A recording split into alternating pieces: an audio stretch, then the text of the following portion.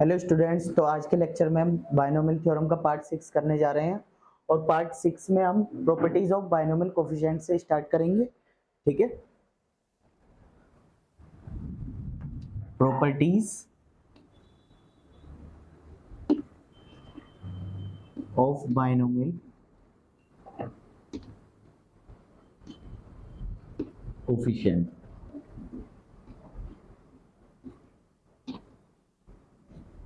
ठीक है,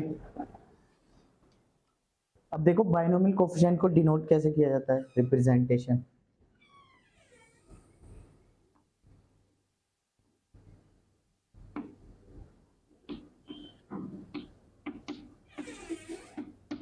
ठीक है, बायनोमियल कोफिशिएंट को एनसीआर से डिनोट करते हैं या फिर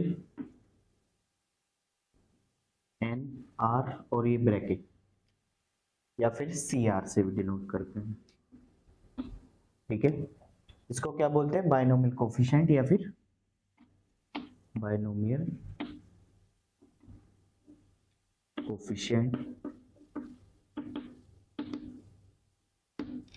या कॉम्बिनेटोरियल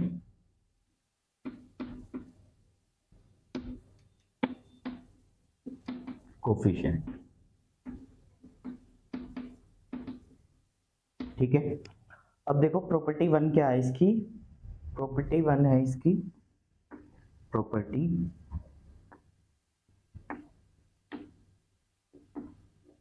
1। ठीक है, प्रॉपर्टी 1 में क्या है, प्रॉपर्टी 1 में है एनसीआर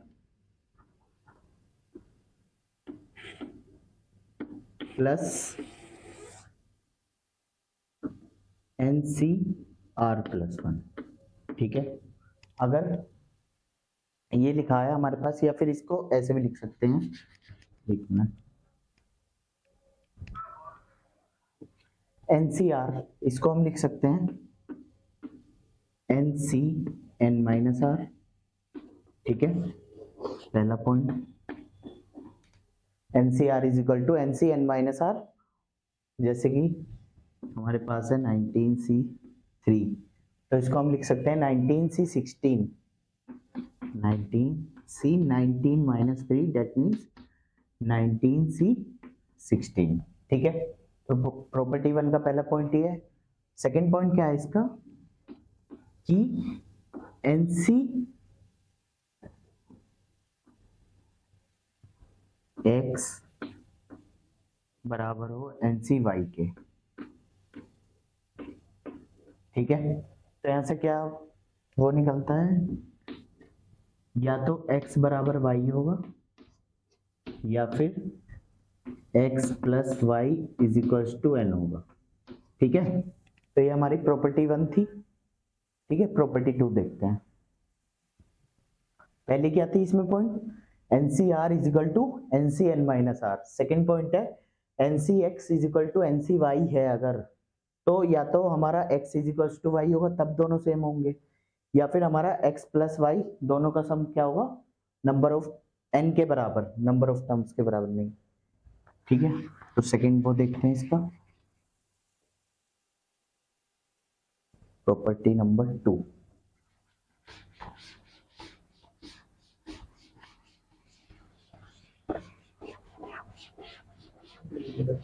ठीक है, तो देखो प्रॉपर्टी 2 क्या है,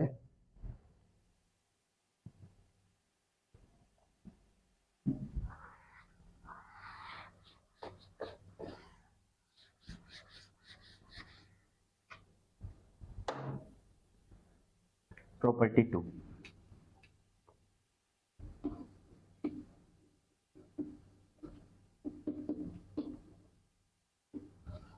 ठीक, देखो प्रॉपर्टी 2 में क्या है हमारे पास, अगर हमें ऐसा दिया जाए एन सी आर प्लस एन सी आर प्लस 1। ठीक है, इस प्रॉपर्टी को हम एडिशन ऑफ बायनोमियल कोफिशिएंट भी बोल देते हैं, addition of binomial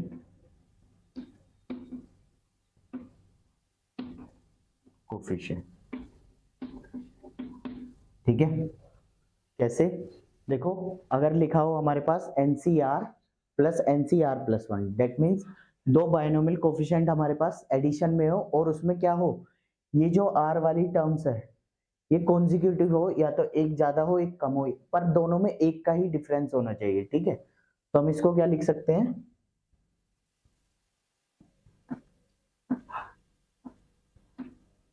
n+1 C, इन दोनों में से जो बड़ा होता है वो वाला लिखते हैं और इधर वाली टर्म में एक ऐड कर देते हैं R+1, ठीक है। ये होता है हमारा, ठीक है। इसको हम दूसरे तरीके से भी लिख सकते हैं कि अगर NCR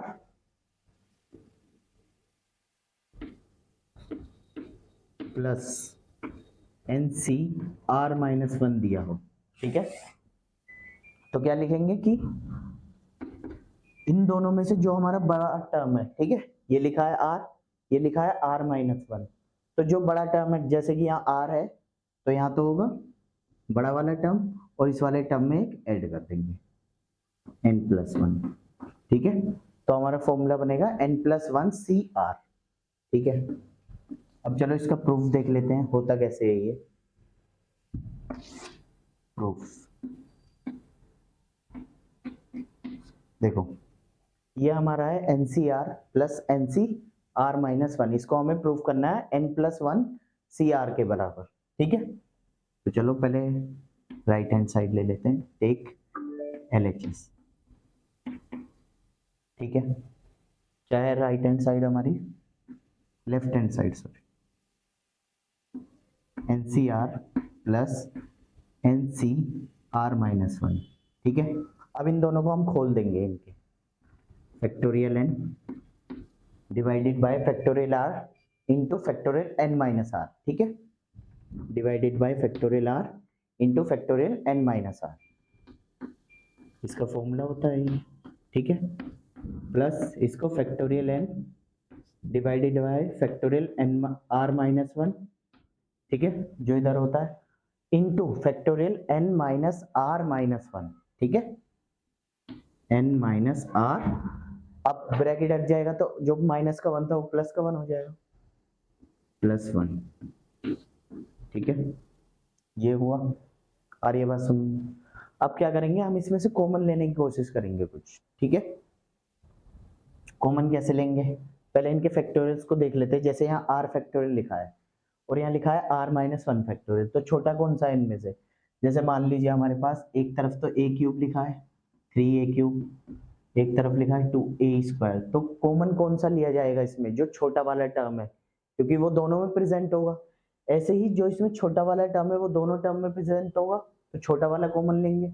जैसे यहाँ से a² कॉमन आ जाएगा 3a+1, ऐसे ही यहाँ पे r factorial into n-r factorial लिखा है और इधर लिखा है r-1 factorial into n-r+1 factorial, तो इधर में से छोटा है हमारा, इसको हम r इंटू r-1 फैक्टोरियल लिख सकते हैं और ये केवल r-1 फैक्टोरियल, तो ये r-1 फैक्टोरियल हमारा छोटा है, ठीक है। हम यहाँ से एक तो फैक्टोरियल n तो कॉमन आ ही गया सीधा सीधा ऊपर से, और यहाँ से इसको हम लिख लेते हैं r इंटू r-1 फैक्टोरियल, ठीक है। ये ऐसे ही रहने देते हैं, ठीक है, plus factorial n upon r-1 factorial, और ये जो n-r+1 है इसको n-r+1 factorial n-r+1 into n-r factorial, क्योंकि हम फैक्टोरियल को एक एक कम करके लिख सकते हैं। जैसे फैक्टोरियल 4 लिखा है तो इसको फैक्टोरियल 4 इंटू 3 फैक्टोरियल कर सकते हैं। ऐसे ही इधर n-r+1, यहाँ इसको रोक देंगे, इंटू एक कम कर देंगे तो ये जो +1 वाली टर्म है कैंसिल आउट हो जाएगी एक कम करने पे, n-r फैक्टोरियल, ठीक है। अब देख लेते हैं इन दोनों में क्या कॉमन है, तो देखो n फैक्टोरियल, एक है हमारा r-1 फैक्टोरियल, एक है n-r फैक्टोरियल, ठीक है, तो बचा क्या इधर से 1/, इधर से बचा r प्लस इधर से बचा 1/n-r+1। ठीक है, तो इतना ही आ गया हमारा। अब आगे देखते हैं, इधर थोड़ा सा,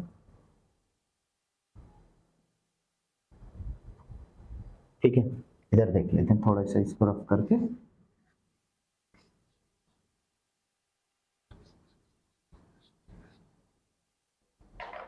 ठीक है, तो ये हमारा है n factorial divided by r-1 factorial into n-r factorial. ठीक है, ये तो हमारा कॉमन वाला पार्ट है। अब उधर हमारा आया था 1/r plus 1/n-r+1, 1/r plus 1/n-r+1, n-r+1।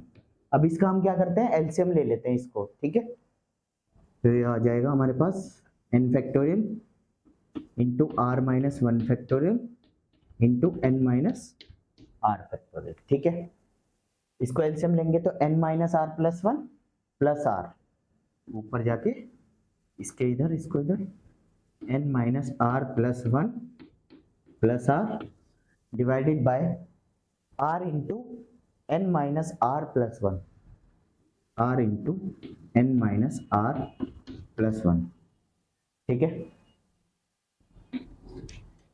अब यहां से प्लस का r माइनस के r से कैंसिल आउट। ठीक है, तो ऊपर क्या बचा, इधर इधर ऊपर बचा हमारा n+1, n factorial into n+1। ठीक है, नीचे हमारा बचा r-1 factorial into n-r factorial into r into n-r+1। ठीक है, तो ये जो n+1 इंटू n फैक्टोरियल है, तो जैसे हम ये लिखते थे 5 इंटू 4 फैक्टोरियल। ठीक है, इसे हम लिख सकते हैं 5 फैक्टोरियल, मतलब एक ज्यादा नंबर इंटू उससे कम का फैक्टोरियल, क्योंकि फैक्टोरियल को हम कम करके खोल सकते हैं, 5 इंटू 4 इंटू, और कहीं पे रोक भी सकते हैं। ऐसे ही यहाँ पे लिखा है एक ज्यादा नंबर और उससे एक कम का फैक्टोरियल, तो ज्यादा वाले का फैक्टोरियल लिख सकते हैं उसको, तो ये हो जाएगा n+1 का फैक्टोरियल। ठीक है, यहाँ पे ऐसे ये लिखा है r इंटू r-1। ठीक है, ज्यादा नंबर r इंटू r-1, उससे एक कम उसका फैक्टोरियल, डेट मीन्स r का फैक्टोरियल। और ऐसे इधर लिखा है ज्यादा नंबर n-r+1 और उससे एक कम n-r का फैक्टोरियल, तो ये हो जाएगा हमारा n-r+1 इसका फैक्टोरियल। ठीक है, तो इसको अगर हम सोल्व करते हैं तो हमारा आता है n+1 factorial upon r factorial, और ये n माइनस कॉमन r-1 इसका फैक्टोरियल। ठीक है, तो अब देखो अगर हम इस पे NCR अप्लाई करें तो क्या हो जाएगा, n मतलब n+1 c, r मतलब ये वाला। ठीक है, r मतलब n+1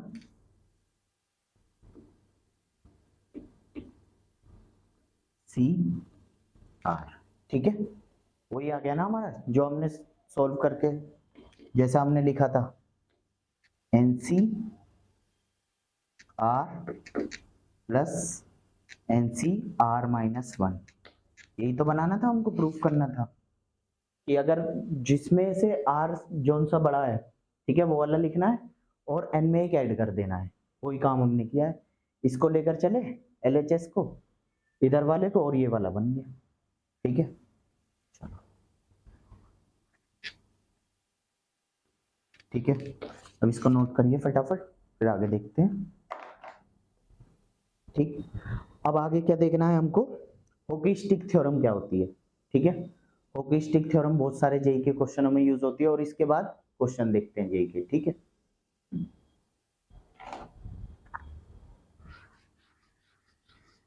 इसमें ही देखते हैं हॉकी स्टिक थ्योरम। ये हमारी प्रॉपर्टी 2 थी। अब प्रॉपर्टी 3 में हमारा hockey stick theorem.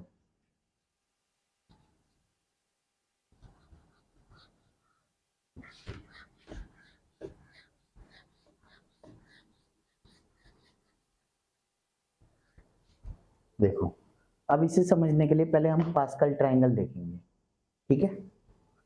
Pascal triangle जो हमने स्टार्टिंग में बताया था, बायनोमियल थ्योरम स्टार्ट करते समय पास्कल ट्रायंगल क्या होता है।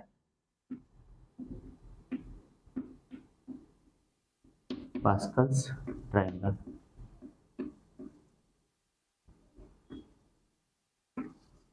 देखो पास्कल ट्रायंगल जब हम बनाते हैं 1 से स्टार्टिंग करते हैं, 1 फिर इधर 1 इधर 1, ठीक है।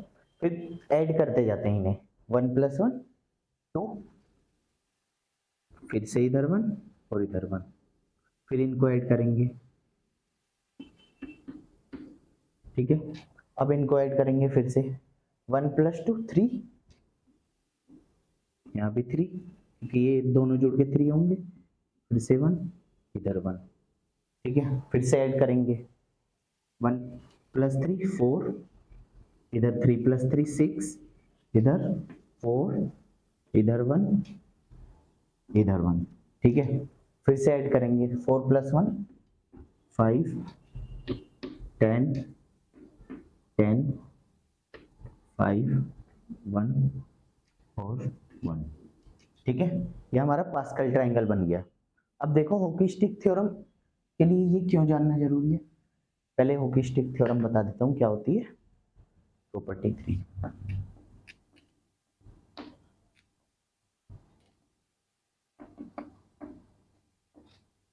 हॉकी स्टिक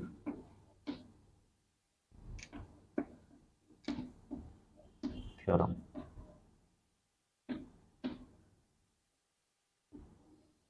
ठीक है। अब देखो हॉकी स्टिक थ्योरम क्या होती है हमारी। के सी के प्लस ए प्लस 1 सी के प्लस के प्लस 2 सी के की जगह कुछ भी मान सकते हैं, एन भी लेके चल सकते हैं हम इसको, बस कांस्टेंट होना चाहिए कोई। के plus 3 C k plus dot dot dot m plus m C k, ठीक है। तो इसकी जो वैल्यू आती है हमारी, इस पूरी सीरीज की वैल्यू होती है, मतलब जो लास्ट वाला टर्म होता है उसमें एक जोड़ देते हैं, नीचे भी और ऊपर भी, ठीक है। तो इसकी वैल्यू हो जाती है m+1 सी k+1, ठीक है। आ रही है बात समझ में, m+1 सी k+1,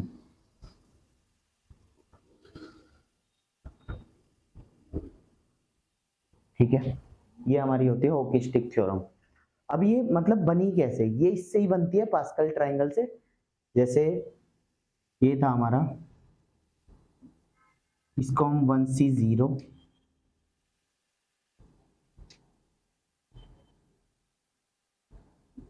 1C0 1C1 2C0 2C1 2C2 बोलते हैं, नीचे वाले को 3C0 3C1 3C0 3C1 3C2 3C3 बोलेंगे। ऐसे ही इसे 4C0 4C1 4C2 4C3 4C0 4C1 4C2 4C3 4C4, ठीक है। अब देखो हॉकी स्टिक कैसे बनती है। यहाँ से हॉकी स्टिक क्या थी, एक बात बताओ, अगर हम ऐसे चलें, ठीक है, ऐसे सीधे और बीच में से कहीं एकदम से मुड़ जाए, जैसे यहाँ से चले एकदम से यहाँ मुड़ गए हम ऐसे, ठीक है। इसका मतलब क्या है, देखो अगर ऐसे चलते गए सीधे और एकदम से मुड़े, तो जहां पे हम मुड़े उधर जो सीधे चल रहे थे सभी टर्म्स को ऐड कर देंगे, तो जहां मुड़े वो वाली टर्म उन ऐड करे हुए टर्म के बराबर आएगी। जैसे कि 1 + 2 मुड़ के 3 आ गया सीधा। ऐसे ही मान लो यहाँ से, चलो ये वाला टर्म, चलो यहाँ मुड़ जाओ एकदम से, ऐसे ये 1 + 1 + 1 मुड़ते ही के साथ क्या आ गया 4, इन सभी का सम। तो ये क्या बन रही है हमारी, देखने में हॉकी की जैसी बन रही है, तो यहीं से इसका नाम आया हॉकी-स्टिक थ्योरम। ठीक है, जैसे कि ये वाले टर्म कौन कौन से थे, 1C0 2C1, ठीक है, 1C0 2C1, 1C0 + 2C1, ठीक। चलो मान लो यहाँ तक ले लेते हैं इसको,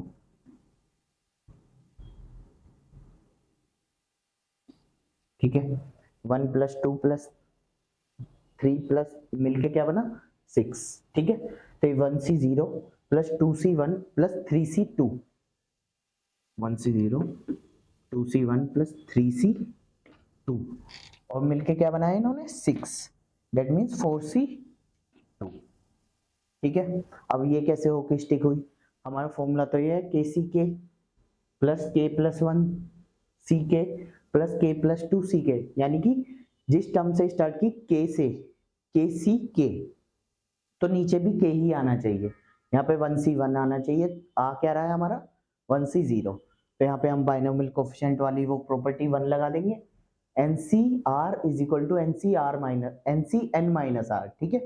तो ये 1C0 है हमारा, इसको हम बोल सकते हैं 1C1 - 0, that means NC 1C1 plus ये 2C1 लिखा ही है ऑलरेडी, ठीक है, क्योंकि अब बढ़ते जाएंगे ऊपर वाले, और ये क्या लिखा है 3, मतलब 2 + 1 3, पहले 1 था, जैसे K है यहाँ पे, फिर K + 1 हुआ यानी कि 1 + 1 2, फिर K + 2 हुआ यानी कि 1 + 2 3, और ये 3C2 लिखा है ना, अब यहाँ पे भी 1 चाहिए, 3C1 होना चाहिए, तो 3C2 को हम क्या लिख सकते हैं प्रॉपर्टी 1 से 3C3 - 2, that means NCR = NCRN-R, तो इसको हम बोल देंगे 3C2 = 3C3 - 2, that means 3C1, ठीक है।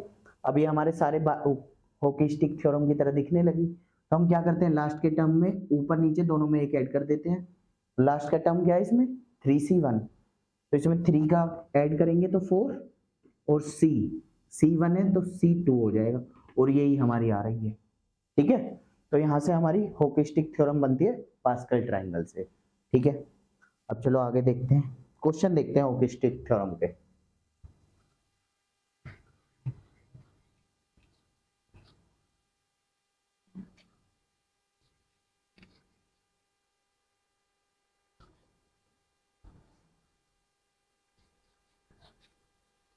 ठीक है, चलो पहला क्वेश्चन है हमारा, the value of summation of R = 0 to 20, the value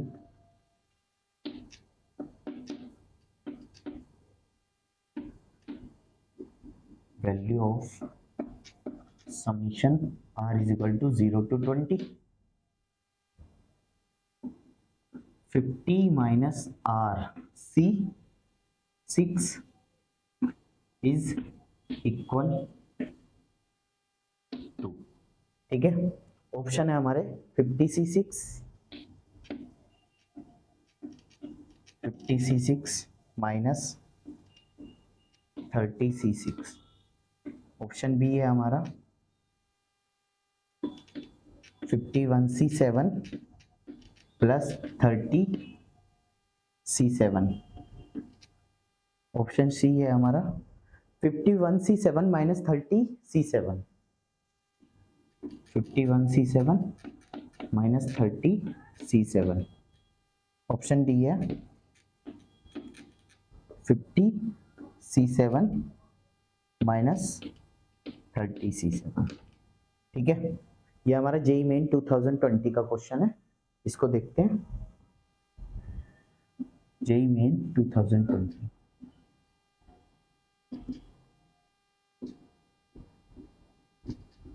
अब देखो ये कैसे होता है हॉकी स्टिक थ्योरम से, ठीक है। तो देखो पहले हम इसको रिजॉल्व करते हैं, ये जो समीशन लगा है इसको सॉल्व करते हैं, ठीक है। ये लिखा है हमारा summation of r is equal to 0 to 20, 50 minus r 6, 50 minus r c6, ठीक है। अब इसको अगर ओपन करते हैं हम, मतलब r की वैल्यू हमें 0 से लेके 20 तक पुट करते जाना है, ठीक है। पहला टर्म क्या निकलेगा 50c6, क्योंकि यहाँ 0 पुट करेंगे r की, 50 माइनस 0 c6। अगला term r is equal to 1 put करेंगे, 50 minus 1 c6, that means 49 c6, फिर अगला 48 c6, फिर ऐसे निकलता जाएगा। कहाँ तक निकलेगा, लास्ट टर्म क्या है इसका 20, तो 50 minus 20 c6, that means 30 c6, यहाँ तक निकलेगा 30